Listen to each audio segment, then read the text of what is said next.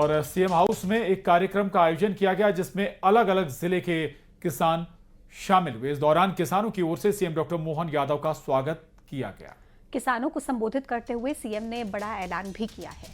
वहीं CM doctor Mohan Yadav ने कांग्रेस पर हमला बोलते हुए कहा कि कांग्रेस की सरकारों ने किसानों के लिए कुछ नहीं किया। उधर सीएम के बयान पर एमपी में सियासत हाई हो गई है।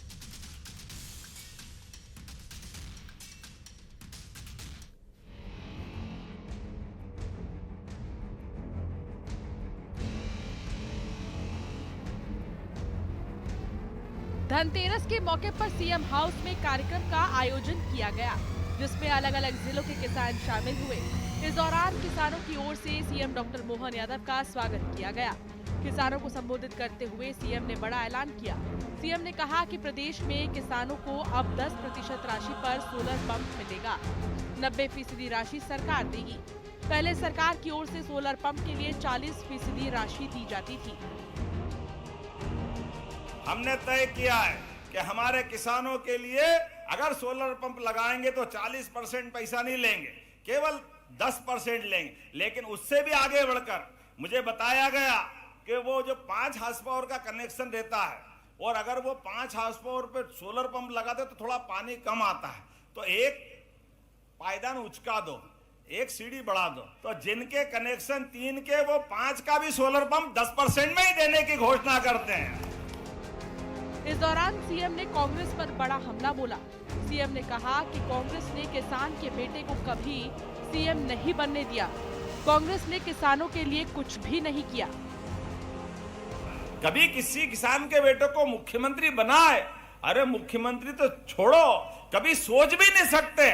कोई जितने 56 से मध्य प्रदेश बना है, लेकिन एक भी किसान का बेटा मुख्यमंत्री नहीं बना। ये पाप करने का काम कांग्रेस का है। और गेहूं का दाम 1956 में 100 रुपए कुंटल था और ये कांग्रेसियों को नालायक निकलेगा शब्द मुंह से, वो गाली होती, लेकिन करे क्या कर्म इनके से।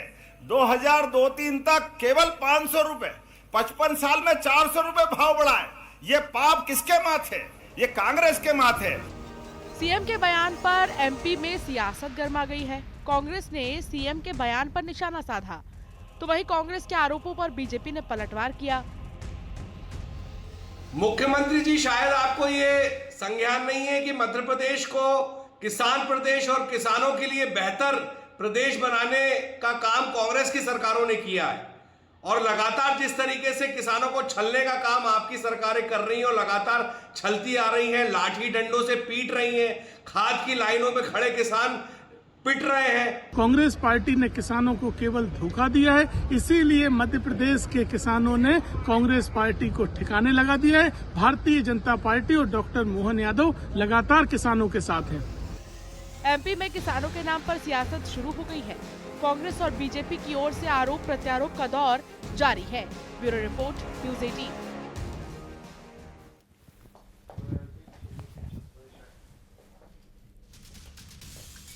और आज धनतेरस है और धनतेरस के इस खास मौके पर आप देखने वाले हैं कान्हा का खजाना। 54 साल बाद विश्व प्रसिद्ध बांके बिहारी मंदिर के खजाने के खुलने की प्रक्रिया शुरू हो गई है। सुप्रीम कोर्ट की हाई पावर मैनेजमेंट कमेटी की देखरेख में कार्रवाई शुरू की गई, भारी सुरक्षा के बीच। और बता दें आपको, इस बीच सबसे पहले बांके बिहारी की आरती की गई और उसके बाद मंदिर के खजाने को खोलने के लिए ताले को कटर से काटा गया। इस दौरान वन विभाग की टीम, फायर ब्रिगेड की टीम सहित कई अन्य विभागों के लोग मौजूद थे।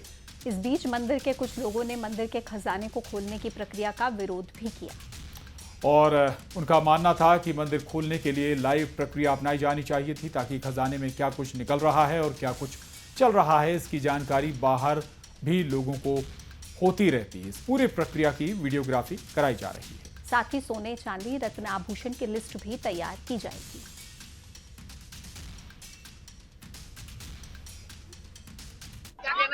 मैं चाहता हूँ कि टीवी बाहर लगती, आप सबके लिए लाइव होता कि अंदर क्या निकल रहा है, क्या नहीं निकल रहा है। ऐसे क्या मालूम पड़ेगा आप लोगों को क्या निकला, क्या नहीं निकला?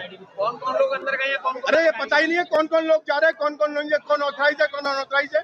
ये प्रॉपर्टी ठाकुर जी का सामान है, ठाकुर जी का सामान लाइव होता है हर जगह। पद्मनाभ स्वामी मंदिर में जो हुआ वो लाइव हुआ, ऐसे अनलाइव नहीं होना चाहिए। आप चौथा, आप पर विश्वास नहीं तो हम पर क्या विश्वास होगा? हमारे मंदिर की सारी ये सिविल जज जूनियर डिवीजन के नेतृत्व में आज तहखाने का ताला खोला जाना है और उसके क्रम में यहाँ पर सारी तैयारियां पूरी की गई हैं और जिन लोगों को अधिकृत रूप से उपस्थित रहने का निर्देश है केवल वही लोग मंदिर में रह सकते हैं। यही प्रयास किया जा रहा है कि वही लोग रहें जिनकी उपस्थिति में खुलना है। और 1971 में आखिरी बार खजाना खुला था। बांके बिहारी मंदिर में ठाकुर जी का 160 साल पुराना खजाना है। ऐसे में हर कोई जानना चाहता है कि इस खजाने में क्या है। मंदिर में खजाना किस कमरे में रखा है, इसके कपाट 54 साल पहले खुले थे। या सोने चांदी के जेवर, सोने के कलश और चांदी के सिक्के रखे हैं। इनकी वैल्यूएशन कितनी है, इसका कभी सर्वे नहीं हुआ। उम्मीद है कि ये सब जानकारी अब सामने आ जाए।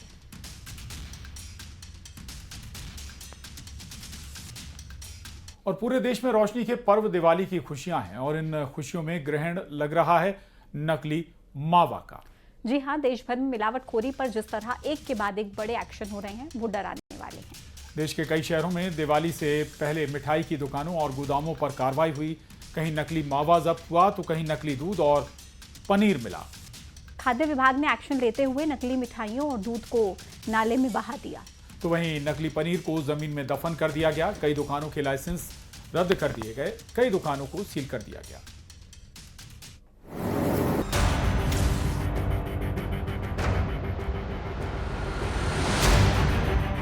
त्योहार का सीजन चल रहा है, बाजार गुलजार है, मिठाइयों की दुकान पर भीड़ है, लेकिन सावधान, कहीं मिठाई की जगह जहर मत खरीदना। जी हां, हम ऐसा इसीलिए कह रहे हैं क्योंकि बाजार में मिलावटखोर एक्टिव है। दुकानों पर मिलावटी मिठाइयां हो सकती हैं। इसको लेकर प्रशासन की ओर से लगातार कार्रवाई की जा रही है। भिंड में खाद्य विभाग ने मिल्क केक डिस्ट्रीब्यूटर्स के गोदाम पर छापा मारा। करीब 1.5 क्विंटल मिल्क केक को जेसीबी से नष्ट कराया। कई दुकानों से मिठाइयों के सैंपल लिए गए। आज हमारी टीम में गोल मार्केट में विभिन्न जो मिठाई विक्रेता है उनकी निरीक्षण किए गए हैं आज, और सभी से सैंपलिंग कार्रवाई की गई है। तो इसमें आज हमने अभी 6 मिठाई विक्रेता जो है उन पर कार्रवाई की है, जिसमें विभिन्न मिठाइयों के सैंपल लिए गए हैं, पनीर और मावा के सैंपल लिए गए हैं। तो जैसे 6 दुकानें हैं, जय कुमार मिष्ठान भंडार है और बसंती हैं और राजेंद्र रबड़ी वाले हैं और राज मिष्ठान भंडार वाले हैं, द्वारका पेड़ा है और सागर पेड़ा वाले। इस तरह से हमने 6 मिठाई विक्रेताओं पे आज सैंपलिंग कार्रवाई। उधर मुरैना में खाद्य विभाग ने छापेमारी की। डेयरी और मिठाई की 11 दुकानों पर खाद्य विभाग ने छापा मारा। दुकानों से दूध, घी, मावा के सैंपल लिए गए। जबलपुर में खाद्य विभाग ने और पुलिस ने संयुक्त कार्रवाई की और नकली घी बनाने की फैक्ट्री पर छापा मारा। प्रशासन ने नकली घी बनाने का सामान भी जब्त किया। तो एमपी में त्योहार के सीजन में मिलावटखोरों पर प्रशासन सख्त है। मिठाई की दुकानों पर छापेमार कार्रवाई की जा रही है। साथ ही लोगों से भी मिठाई की जांच कर खरीदने की अपील की गई है। Bureau report, news 18। और पूरे देश में रोशनी के पर्व दीपावली की खुशियां हैं और इन खुशियों में ग्रहण लग रहा है नकली मावा का, जहां देश भर में मिलावटखोरी पर जिस तरह से एक के बाद एक बड़े चलिए आपको अब बात कर लेते हैं धार की। धार के बिल्दा गांव में पटाखा। दरअसल मिलावटखोरी की कुछ तस्वीरें पहले आपके टीवी स्क्रीन पर रखी हैं। यूपी के बलिया से, दिल्ली के रघुवीर नगर से, यूपी के बाराबंकी और मथुरा से।